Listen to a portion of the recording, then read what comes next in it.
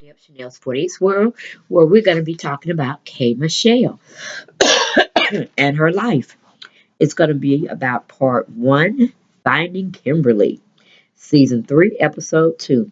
We go right on into that first scene. We have K. Michelle comes back on showing her new leased rental property house. I don't know what it is because at first I thought it was her house, but then I'm seeing this other house that she's trying to get already built, already established.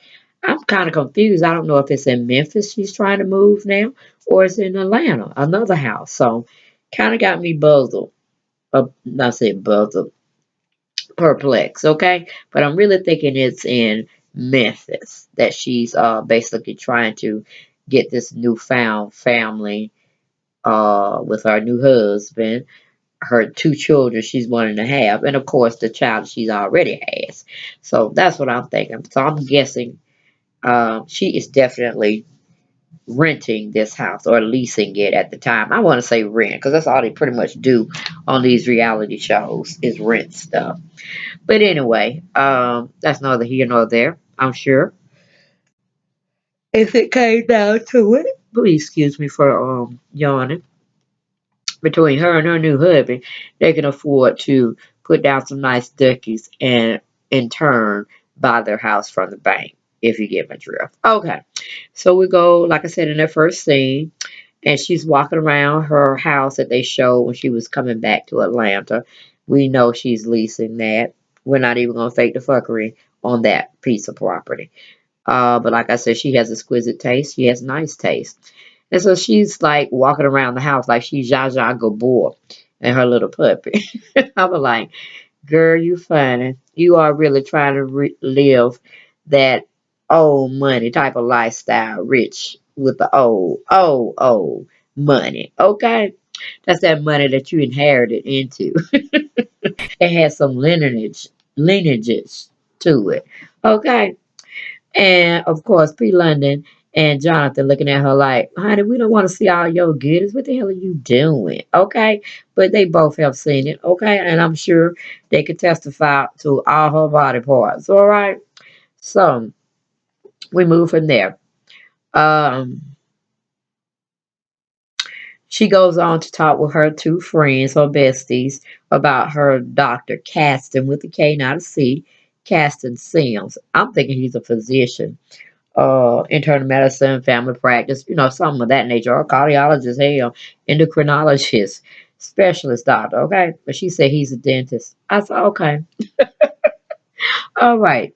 Dentists are actually physicians as well, but they deal with the oral cavity, the mouth, and all that, stuff. They have to have some knowledge of safety techniques or how to definitely administer CPR in case they're uh, patient go left or whatnot. But they have to know a good bit about the anatomy. So I'm not gonna put them as a second rate that they can't get out of no tickets if they got pulled over. You know what I'm saying?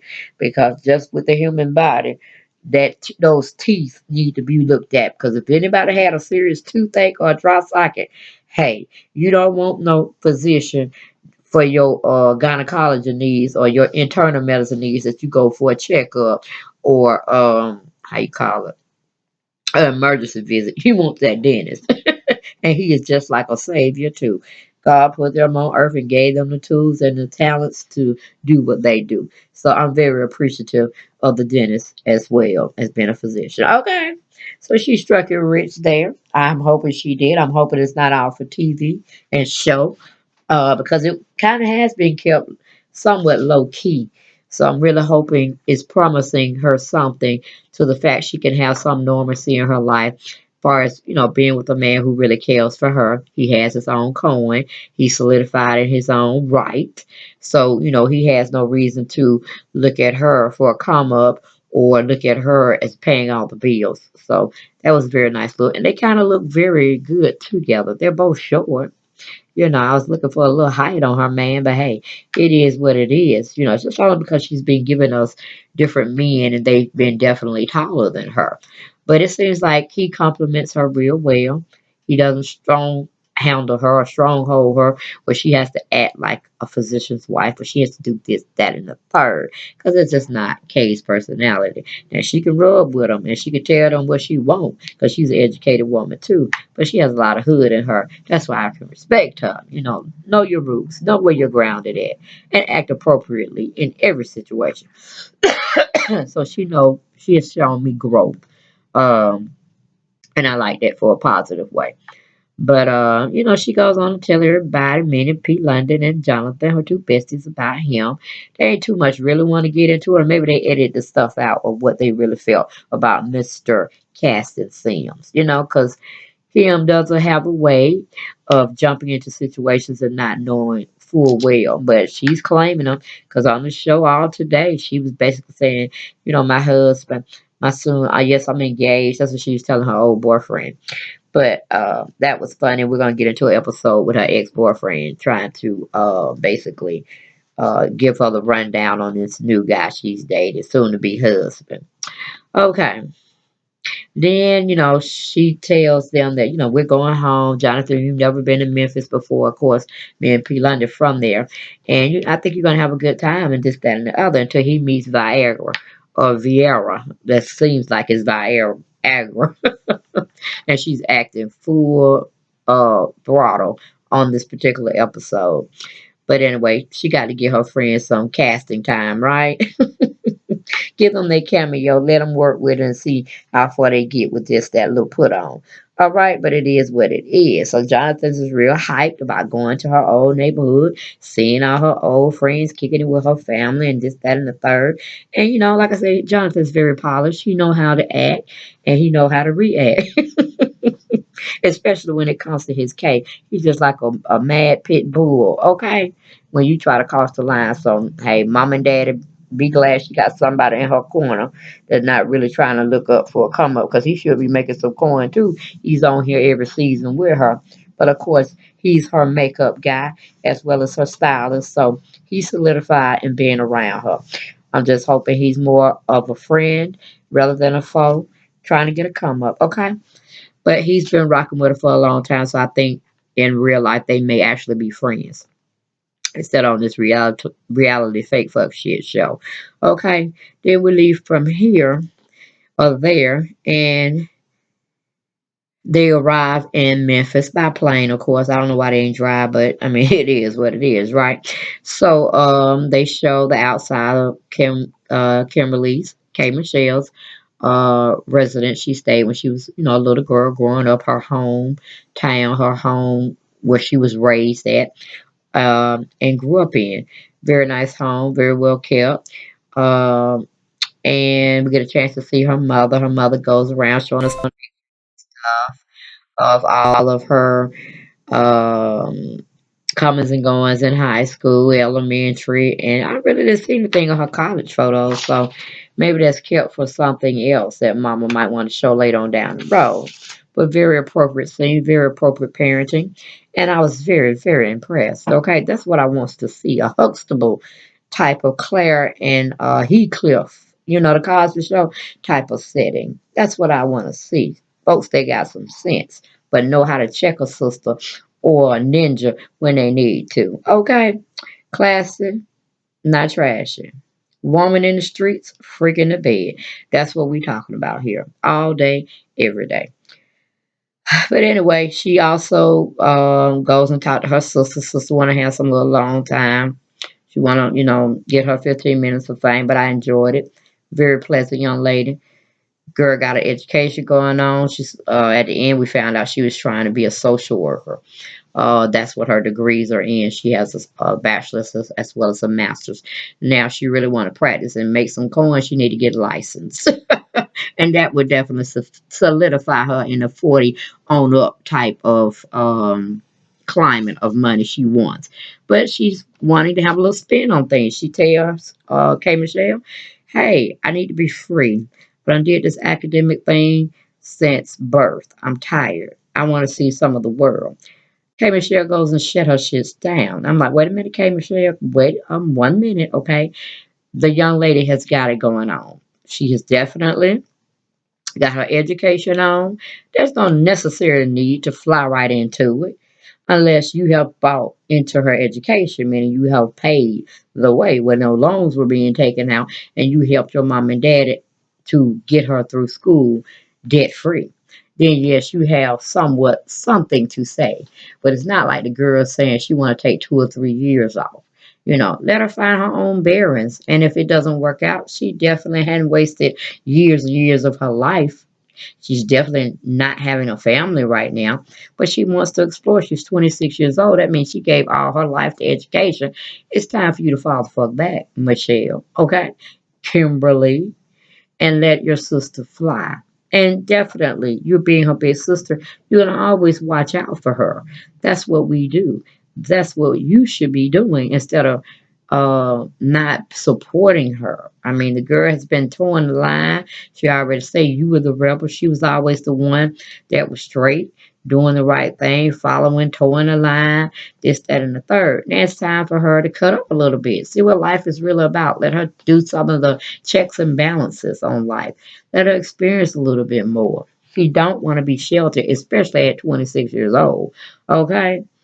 So that's the only thing I had to kick K Michelle in the butt for. Listen to what the girl is saying. Didn't nobody hold you down. Didn't nobody put a noose around your neck and crank it down to let you go a little bit and jank you back when you don't went too far. No, you had to learn a lot and you're a better person for that. So be there for your sister, hear what she's saying, and do the right thing by her. Support her physically, mentally, financially if you have to. Let her breathe. And I'm sure she would definitely in turn, you know, make you proud of her. I'll continue to make you proud of her. And if you are down and she's up, she got your back. That's what family's for. Okay? So we move from that situation. We finally get to see the scene on Mr. Caston with a K, not a C, Sims, the dentist in question, the one she's going to basically spend the rest of her life with and be happy, like we're in some kind of fairy tale. But at least she's given it a go. She's never been married before, and it's just a time for her to try to get married, and this is a very good time, to it seems like a very good prospect of a man. But anyway, they're having dinner at a restaurant, and K Michelle loves to role play. It ain't just in the bedroom, and it just ain't on stage. She likes to role play in all of her facets of her life. Because I would have been like, no, we ain't finna have no imaginary children sitting around on this table, and we asking them what they want. Because in reality, we know they loud as hell, they rambunctious, they just intolerable at times, or they're ours, so we have to deal with them because we help brung them him with the help of the Lord. You know what I'm saying? But I was like, and she wants to name her two children. So first of all, she wants two girls. I'm thinking she's gonna get in vitro, but I don't know what the possibility of her having two girls versus a girl and a boy. I don't know that much about in vitro, so don't fact check me on it. I'm just knowing that if you go get in vitro, you have a possibility, a very strong possibility to have twins. And that's basically what she wants now. How you get into the gender microwaving in our lifetime. Everything's a microwave type of situation. We want it now. We want to hear, we want it like yesterday. And we want specifically what we want. So I'm like, wait a minute. Too far for me. I'm like, two healthy children is good enough for me. But if you want to be picking the eye color, their intelligence rate, this, that, and the third, that's just going too much and that's playing God to me. You know, that's way off a Richter scale I don't want to ever be a part of. But anyway, she goes on to tell her future husband that I want two girls. Their names are going to be Riza or Reza and Rainbow. I'm like, okay, you definitely want to make sure, especially with the Rainbow. Riza is different, is exotic, and I can get with it. But Rainbow, okay, you going too far into being too Hollywood stardom. I hope you definitely make enough money between the both of y'all to keep y'all children in some type of entrepreneurship ownership because I don't see anybody giving Rainbow a job with that name called Rainbow. So I'm like, okay, Kimberly, you're doing too much. Even your mama gave you the appropriate name to put on anybody's resume and you'll get seen. They might thank you, maybe a white, because it is a white name when they first started out, Kimberly. You know what I'm saying? But then, as so many people fostered having children, this, that, and the third, Kimberly became a household name for the black uh, race as well, and other races. So, but I'm just saying, when I was younger, unexposed to a lot of things, first time I thought of Kimberly, I thought of looking for a little white girl to come around here. But Kenise or Cassandra, something to that. I was looking for a black woman. So you could say I was stereotyped, I guess, or I was brainwashed into thinking black folks have these set of names, white folks have these set of names. Call it whatever you see it, however you see it. That's my opinion. But anyway, she goes on a role play that she got two imaginary children at the table. They ordering for them. The dentist already said he's going to have one like him and his mannerisms. And, of course, Miss Reza is going to be like K. Michelle, all out there, all flamboyant, got to have everything, of everything. That's just her taste. And it's going to be a quality. So they already know they're going to have one way out there expecting the world and being a star. And then the other one's going to be like very well, what do you call it, homey, family oriented, don't want all that press and buzz around their life. Kind of like her and her sister, the rebel and the good girl. So that is cute, cute enough. Okay. So we move to commercial. We come back. We have K Michelle and her crew is jumping fences or jumping a particular fence. And we have this new friend of hers, Viera, that I like to call Viagra because that's what she gives me. She's very energetic. She's hyper. She says what's on her mind, this, that, and the third. And she's also educated. I call it that little piece. She got degrees on her as well. But she just being her. And that's her all day, every day. So P. London as well as Jonathan are being a little bit too crucial of her. And they're calling a spade when they don't even know the story of Miss Vieira. So they know she's Kay's friend from childhood, from middle school, and she is very boisterous, very high pitched boisterous, and it's something they can't get with. So I don't know if it's a little jealousies running around there, but like you gotta have a past to be able to have a future and a present for a present and a future. So don't judge Kay and her friends that she had in the past because I'm sure they made her who she was as far as, being a part of her growing stages and being around positive, impactful, voiceful people. So don't judge, Jonathan. Don't judge P. London.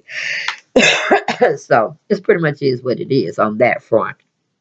We're having a little feathers being ruffled here and there. But hey, if K. Michelle's parents like or put up with Vieira, then you two can put up with her as well. Okay? Because they were her parents. And if they approved to a certain degree, then that's just all what it is. Okay?